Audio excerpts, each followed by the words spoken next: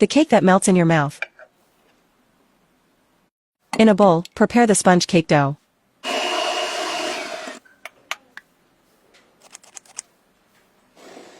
Pour the dough into the baking pan. Bake for 15 minutes. Cut the sponge cake. Prepare the cream from the pudding powder and cocoa. Cool for 30 minutes. Add the soft butter and mix. Mix the liquid whipped cream. Mix the whipped cream with the cocoa cream. Assemble the cake. In the refrigerator for 2 hours. Melt the dark chocolate with soft butter. Pour the chocolate over the dessert.